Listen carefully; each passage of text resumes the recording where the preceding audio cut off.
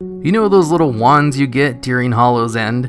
The ones that allow you to change the appearance of other party members?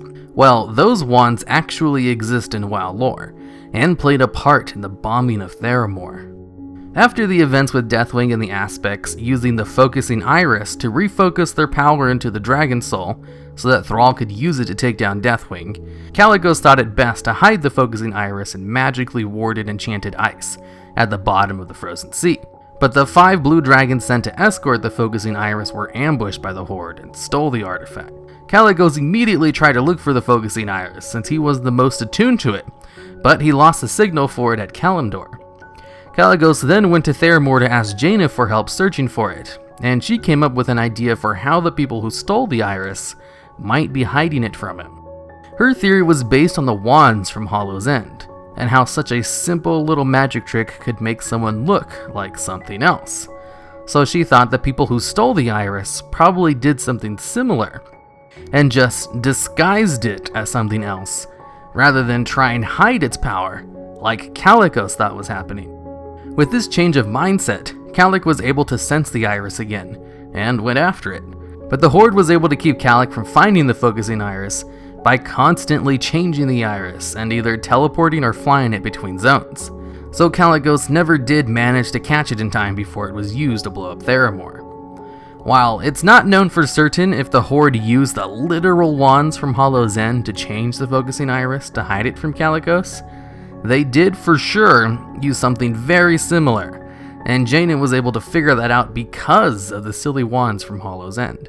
So next time you use the wands on Hallows End, think about how they were probably used to hide a nuke from Kalecgos. Did you know the Headless Horseman is actually a Deathknight? His story is pretty similar to Arthas's, but on a smaller scale. The Headless Horseman was once a paladin of the Silver Hand, and was there when Arthas called for the calling of Stratholme. Thomas refused the order and went to go protect a local town instead, because he thought killing random civilians was wrong, even if they were about to turn undead. But the town he was protecting fell to the Scourge as well, so he left and spent time with his family. Then, when Uther was killed, a call was made for all remaining members of the Silver Hand to come together to help fight the Scourge. Sir Thomas personally put his family on a boat that would sail to Kalimdor, safe from the plague and the Scourge. Then, for the next 4 years after, he helped fight the Scourge and eventually becomes a member of the Scarlet Crusade. The Scarlet Crusade at this time was ruled by a Dreadlord, who convinced all his followers that even normal, healthy-looking people could secretly be the Scourge in disguise. So the Scarlet Crusade went out, purging villages of normal people if they thought they were suspicious. While Sir Thomas was participating in purging a village, he recognized his daughter right as he kills her, and realized he had killed his wife as well. Turns out there was a storm that forced the boat to turn back, and his family spent their time in this village instead of heading to Kalimdor.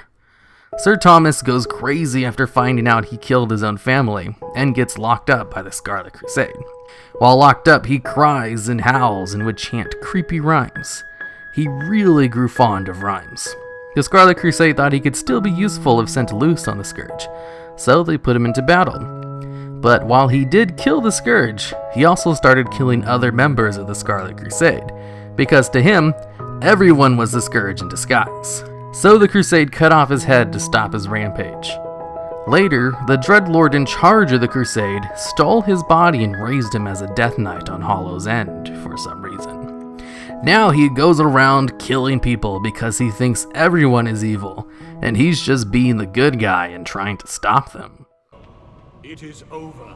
Your search is done. Let fate choose now, the righteous one.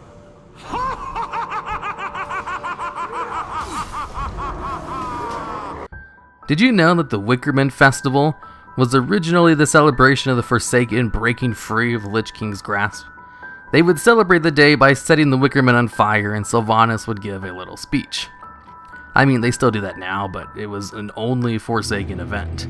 But later on, it was ret-coned to be a festival that the Alliance had always done as well. Stupid Alliance, always wanting to steal cool Horde-related holidays. In patch 1.8, Hallows End was added to the game, and the Wickerman Festival was a Forsaken-only event. At set intervals, Slyvanas would come out and give this speech, Children of the night, heed your queen's call. I join you in celebration of this most revered of nights, the night we Forsaken broke the Scourge's yoke of oppression. It is this night that our enemies fear us the most.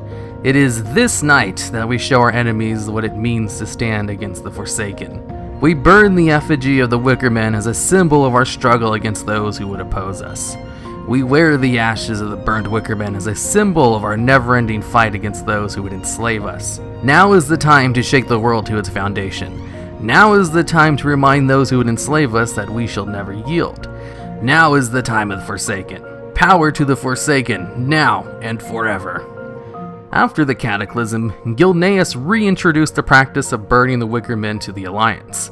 For the Alliance, burning the Wickermen is supposed to symbolize burning away fear and unrest, and Gen Greymane will give a speech as the Alliance version of Sylvanas' speech, except it's not as cool. Alright, and that's it for this video. I hope you enjoy this short little Halloween themed video. For the past 2 years, I would put out Halloween related videos every week during October. But this year I ran out of ideas and only did 2 this month. The top 10 undead videos and this one. If you have any good ideas for Halloween related videos for the next year, I'd love to hear them.